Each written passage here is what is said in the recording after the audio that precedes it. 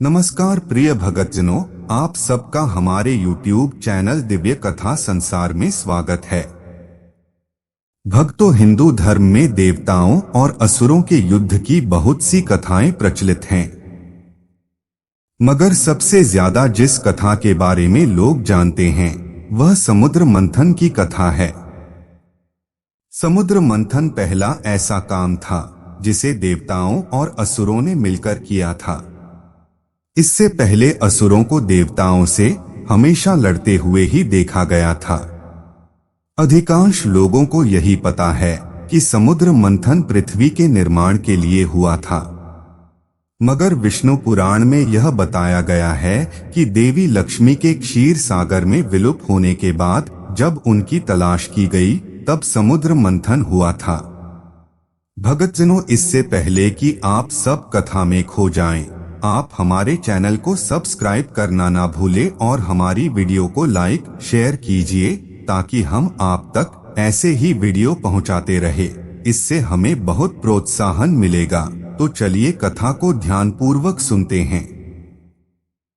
एक समय की बात है, राजा बलि के राज्य में दैत्य, राक्षस तथा दानव अति प्रबल हो उठे थे। उन्हें शुक्राचार्य की शक्ति प्राप्त थी। एक बार शिवजी के दर्शनों के लिए दुर्वासा ऋषि अपने शिष्यों के साथ कैलाश जा रहे थे। मार्ग में उन्हें देवराज इंद्र मिले। इंद्र ने दुर्वासा ऋषि और उनके शिष्यों को भक्तिपूर्वक प्रणाम किया।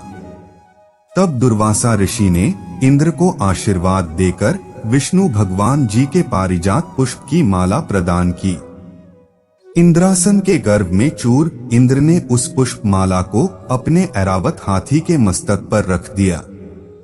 उस पुष्प माला का स्पर्श होते ही ऐरावत सहसा विष्णु भगवान के समान तेजस्वी हो गया। उसने इंद्र का परित्याग कर दिया और उस दिव्य पुष्प माला को कुचलते हुए वन की ओर चला गया। इंद्र द्वारा माला का तिरस्कार होते देखकर दुर्वासा ऋषि के क्रोध की सीमा न रही। उन्होंने देवराज इंद्र को श्री से हीन हो जाने का शाप दे दिया। दुर्वासा मुनि के शाप के फलस्वरूप लक्ष्मी उसी क्षण स्वर्गलोक को छोड़कर अदृश्य हो गई। लक्ष्मी के चले जाने से इंद्र आदि देवता निर्बल और श्रीहीन हो गए। उनका वैभव लुप्त हो गया। इंद्र को बलहीन जानकर दैत्यों ने स्वर्ग पर आक्रमण कर दिया और देवगण को पराजित करके स्वर्ग के राज्य पर अपनी परचम फहरा दिया। असुर राज बलि ने तीनों लोकों पर विजय पाली थी। इंद्र सहित सभी देवतागण भी असुर राज बलि से भयभीत रहते थे। इस स्थिति के निवारण का उपाय के लिए सभी देवतागण ब्रह्मा जी के पास गए। ब्रह्मा जी सभी देवताओं को लेकर भगवान विष्णु जी के पास पहुँचे और उनकी स्तुति करके उन्होंने भगवान विष्णु जी को अपनी विपदा सुनाई। तब भगवान मधुर वाणी में बोले कि इस समय तुम लोगों के लिए संकट काल है। दैत्यों, राक्षसों और दानवों का अभ्युत्थान हो रहा है और तुम लोगों की अवंती हो रही है, किंतु संकट काल को मैत्रीपूर्ण भाव से व्यतीत कर देना चाहिए। तुम असुरों से मित्रता कर लो और क्षीर सागर को मथ कर उसमें से अमृत निकालकर पान कर लो। असुरों की सहायता से यह कार्य सुगमता से हो जाएगा। इस कार्य के लिए उनकी हर शर्त मान लो और अंत में अपना काम निकाल लो। अमृत पीकर तुम अमर हो जाओगे और तुम में असुरों को मारने का सामर्थ्य आ जाएगा। भगवान विष्णु के आदेशानुसार इंद्रदेव ने समुद्र मंथन से अमृत निकलने की बात बलि को बताई। असुर राज बलि ने देवराज इंद्र से समझौता कर लिया और समुद्र मंथन के लिए तैयार हो गए। मंदराचल पर्वत को मथनी तथा वासुकी नाग को नेति बनाया गया। देव, दानव और दैत्यों ने अनेक प्रकार की औषधियां लाकर उन्हें क्षीर सागर के जल में डाला। समुद्र मंथन आरंभ होने पर कोई आधार न मिलने से मंदराचल पर्वत समुद्र में डूब गया। स्वयं भगवान श्री विष्णु कच्छप अवतार लेकर मंदराचल पर्वत को अपने पीठ पर रखकर उसका आधार बन गए। उन्होंने एक अन्य विशाल रूप से, जो देवता और दैत्यों को दिखाई नहीं देता था, ऊपर से मंदराचल पर्वत को दबाकर रखा था। भगवान विष्णु जी ने असुर रूप से असुरों में और देवता रूप से देवताओं में शक्ति का संचार किया। वासुकी नाग को भी गहन निद्रा देकर उसके कष्ट को हर लिया। देवता वासुकी नाग को मुख की ओर से पकड़ने लगे। इस पर उल्टी बुद्धि वाले दैत्यों ने सोचा कि वासुकी नाग को मुख की ओर से पकड़ने में अवश्य कुछ न कुछ लाभ होगा। उन्होंने देवताओं से कहा कि हम किसी से शक्ति में कम नहीं हैं, हम मुंह की ओर का स्थान लेंगे। तब देवताओं ने वासुकी नाग के पूंछ की ओर का स्थान ले लिया। दानव वासुकी नाग के निःश्वास से क्षीण हो रहे थे और देवताओं को भगवान अपनी कृपा दृष्टि से परिपुष्ट कर रहे थे। समुद्र मंथन आरंभ हुआ और भगवान कच्छप के 1,00,000 योजन चौड़ी पीठ पर मंदराचल पर्वत घूमने लगा। तब कई वर्षों तक समुद्र मंथन चलता रहा। समुद्र मंथन से सबसे पहले हलाहल विष निकला। उस विष की ज्वाला से सभी देवता तथा असुर जलने लगे और उनकी कांति फीकी पड़ने लगी। इस पर सभी ने मिलकर भगवान शंकर जी से प्रार्थना की। उनकी प्रार्थना पर महादेव जी उस विष को हथेली पर रखकर उसे पी गए, किंतु उसे कंठ से नीचे नहीं उतरने दिया। उस कालकूट विष के प्रभाव से शिव जी का कंठ नीला पड़ गया। इसीलिए महादेव जी को नीलकंठ कहते हैं। उनकी हथेली से थोड़ा सा विष पृथ्वी पर टपक गया था, जिसे नाग, बिच्छू आदि विषैले जंतुओं ने ग्रहण कर लिया। विष को शंकर भगवान के द्वारा ग्रहण कर लेने के पश्चात फिर से समुद्र मंथन प्रारंभ हुआ। दूसरा रत्न कामधेनु गाय निकली, जिसे ऋषियों ने रख लिया। फिर उच्चैश्रवा घोड़ा निकला, जिसे असुर राज बलि ने रख लिया। उसके बाद ऐरावत हाथी निकला, जिसे देवराज इंद्र ने अपना वाहन बना लिया। ऐरावत के पश्चात कौस्तुभमणि समुद्र से निकली, उसे विष्णु भगवान ने रख लिया। फिर कल्पवृक्ष निकला और रंभा नामक अप्सरा निकली। इन दोनों को देवलोक में रख लिया गया। आगे फिर समुद्र को मथने से महालक्ष्मी जी निकली।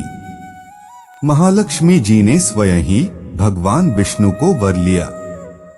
उसके बाद कन्या के रूप में वारुणी प्रकट हुई, जिसे असुरों ने ग्रहण किया।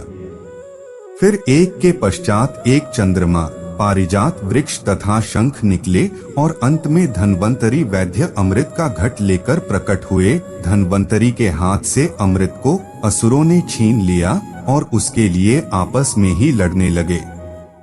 देवताओं के पास दुर्वासा के शापवश इतनी शक्ति रही नहीं थी कि वे असुरों से लड़कर उस अमृत को छीन सके, इसलिए वे निराश खड़े हुए। उनका आपस में लड़ना देखते रहे। देवताओं की निराशा को देखकर भगवान विष्णु तत्काल मोहिनी रूप धारण कर आपस में लड़ते असुरों के पास जा पहुंचे। मोहिनी रूप को देखकर असुरों तथा देवताओं की तो बात ही क्या, स्वयं ब्रह्मज्ञानी कामदेव को भस्म कर देने वाले भगवान शंकर भी मोहित होकर उनकी ओर बार बार देखने लगे। जब असुरों ने उस नवयौवना सुंदरी को अपनी ओर आते हुए देखा, तब वे अपना सारा झगड़ा भूलकर उसी सुंदरी की ओर मोहित होकर वे असुर बोले, हे सुंदरी, तुम कौन हो? लगता है कि हमारे झगड़े को देखकर उसका निपटारा करने के लिए ही हम पर कृपा करने आई हो।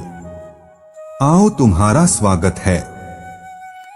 हमें अपने सुंदर कर कमलों से यह अमृत पान कराओ। इस पर मोहिनी रूपी विष्णु जी ने कहा, हे देवताओं और असुरों, आप दोनों ही महर्षि कश्यप जी के पुत्र होने के कारण भाई भाई हो, फिर भी परस्पर लड़ते हो। मैं तो स्वेच्छाचारिणी स्त्री हूँ। बुद्धिमान लोग ऐसी स्त्री पर कभी विश्वास नहीं करते, फिर तुम लोग कैसे मुझ पर विश्वास कर रहे हो? अच्छा यही है कि स्वयं सब मिलकर अमृत पान कर लो। मोहिनी के ऐसे नीति कुशल वचन सुनकर उन कामांध दैत्यों को उस पर और भी विश्वास हो गया। वे बोले, सुंदरी, हमें तुम पर पूर्ण विश्वास है। तुम जिस प्रकार बांटोगी हम उसी प्रकार अमृत पान कर लेंगे। तुम ये घट ले लो और हम सभी में अमृत वितरण करो। मोहिनी ने अमृत घट लेकर देवताओं और असुरों को अलग अलग पंक्तियों में बैठने के लिए कहा। उसके बाद असुरों को अपने कटाक्ष से मदहोश करते हुए देवताओं को अमृत पान कराने लगे। असुर उनके कटाक्ष से ऐसे मदहोश हुए कि अमृत पीना ही भूल गए। भगवान की इस चाल को स्वरभानु नामक दानव समझ गया। वह देवता का रूप बनाकर देवताओं में जाकर बैठ गया और प्राप्त अमृत को मुख में डाल लिया। जब अमृत उसके कंठ में पहुंच गया तब चंद्रमा तथा सूर्य ने पुकार कर कहा कि ये स्वरभानु दानव है। यह सुनकर भगवान विष्णु ने तत्काल अपने सुदर्शन चक्र से उसका सिर गर्दन से अलग कर दिया। अमृत के प्रभाव से उसके सिर और धड़ राहु और केतु नाम के 2 ग्रह बनकर अंतरिक्ष में स्थापित हो गए। वे ही बैर भाव के कारण सूर्य और चंद्रमा का ग्रहण कराते हैं। इस तरह देवताओं को अमृत पिलाकर भगवान विष्णु वहां से लोप हो गए। उनके लोप होते ही असुरों की मदहोशी समाप्त हो गई। वे अत्यंत क्रोधित हो देवताओं पर प्रहार करने लगे। भयंकर देवासुर संग्राम आरंभ हो गया, जिसमें देवराज इंद्र ने असुर राज बलि को परास्त कर अपना इंद्रलोक वापस ले लिया।